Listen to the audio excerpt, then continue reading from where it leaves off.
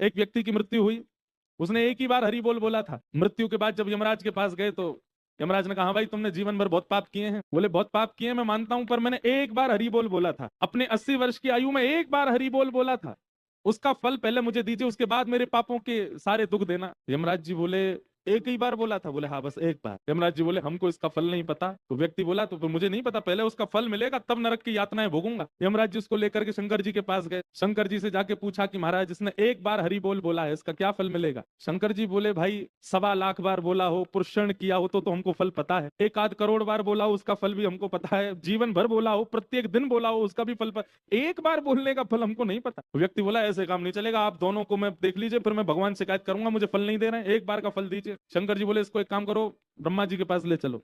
तो यमराज जी शंकर जी उसको लेकर ब्रह्मा जी के पास गए। ब्रह्मा जी भी बोले भैया हमको सबके फल पता है, एक बार का फल नहीं पता। तो नारद जी के पास ले चलो। यमराज जी शंकर जी ब्रह्मा जी नारद जी के पास लेके गए। बोले आप तो 24 घंटा नाम जप करते हो, एक बार का फल क्या? नारद जी बोले भैया 24 घंटा गाते हैं, एक बार का फल पता हो तो पूरे दिन क्यों गाते? हम तो पूरे दिन गाते रहते हैं, हमको एक बार का फल नहीं पता। अंत तो गत्वा ये हुआ कि नारद जी बोले इसको भगवान के पास ही ले चलो, परमात्मा ही बताएंगे। शंकर जी, यमराज जी, नारद जी, ब्रह्मा जी उसको लेके जैसे भगवान के पास गए, वैकुंठ में प्रवेश करते ही चारों ने चरण पकड़े। बोले भगवान इसने जीवन में एक बार हरि बोल बोला, उसका फल क्या मिलेगा? भगवान बोले अब और फल जानने की क्या आवश्यकता है? स्वयं ब्रह्मा जी, यमराज जी, शंकर जी, नारद जी जिसको लेके वैकुंठ नाम है, समझो यही एक बार हरि बोल का फल है। अब ऐसी कथानक सुनाते तो इसका मतलब ये नहीं है कि एक बार बोले छुट्टी कंटक कटा अपना। कथा में जो